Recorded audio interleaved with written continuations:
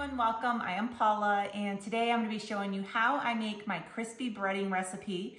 The other day I did a YouTube video and I made a chicken parmesan with my crispy breading, and I had so many people asking me how I make this breading.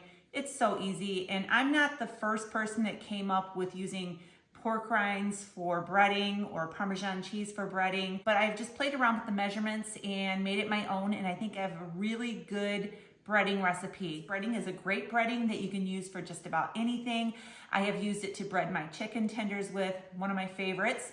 You can bread fish with it, you can bread steak, make country fried steak. We've breaded pork chops with this. You can also use this as a binder for your meatloaf, your meatballs, and you can also use it as a topping on top of casseroles if you want to sprinkle it on top and cook it in the oven and get that crispy crunch on top of a casserole. That's really good. The only thing I do not have on hand today is the Carnivore Crisp chicken breast flour. If you go to my website and search crispy breading, you'll see the recipe. It will give you the measurements for this. And on the recipe, it says to add some Carnivore Crisp chicken breast flour. I just don't have it on hand up here at the lake right now, but the past few times that I have made this for up here, I haven't put the flour in there and it has been just fine. So you can make it with the chicken breast flour or without. I think that the texture is just a little bit better with the chicken breast flour. Chicken breast flour is a very fine flour. It's like a powder, and it really helps to fill in all the little nooks and crannies on the coating. So my recipe today is not going to have the chicken breast flour in it, but everything else is the same. So the way I like to do this is I like to use my own Parmesan cheese from a block.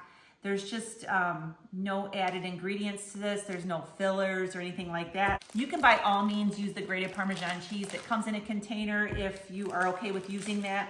I just like to grind mine fresh. I like to make sure that it is just cheese that I'm getting. So I'm gonna cut the rind off of this cheese. You can actually take these rinds, cut them in little pieces, and microwave them for just a little bit, and they become like little cheese puffs. So those are pretty good to keep and reuse. I'm gonna cut this up in chunks. Now, I have a food processor that I use for this. I have also done this by hand. The way I do this by hand is I will take the pork rinds, I will put them in a big Ziploc baggie, and I will take a rolling pin or a meat tenderizer or something heavy and just grind it up into like a powder. And then you'll have to grate your cheese up, and then you can mix it all together by hand. But I have found that I like it much better in the processor because it becomes more like a powder and it actually sticks better to the meat. And so I'm going to cut these up, throw these in my food processor. Go ahead and grind this up.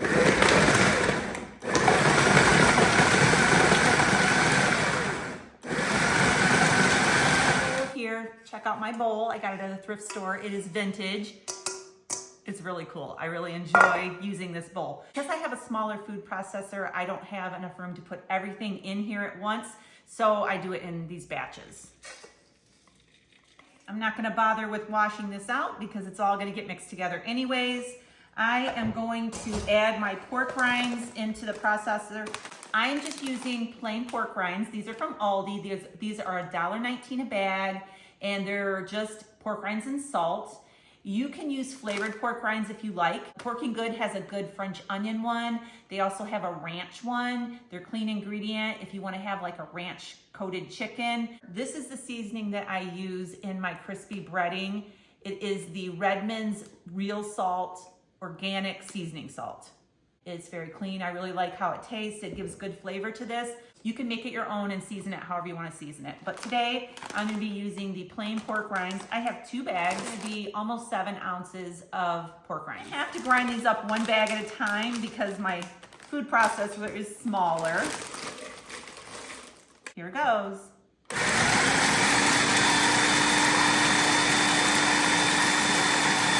right, so you can see how these grind down so small. That's why I use 2 bags. So I have 1 cup of Parmesan cheese in here and about 7 ounces of ground up pork rinds. And now I'm gonna add my seasoning. Now this is completely up to the individual on how much seasoning you wanna add. I have found that for this amount, about 1 tablespoon of this seasoning is enough. My measuring spoon is a 1/2 measuring spoon. So I'm going to put 2 of these in here. And that is it. The way I store this is I have a glass pickle jar. This is a really big pickle jar. It's not fancy, but it does the job. I am going to put this in here, and then I'm just gonna store it inside the refrigerator. I use this up so quickly that I'm always making it fresh. So I wouldn't store this in the refrigerator for more than a week.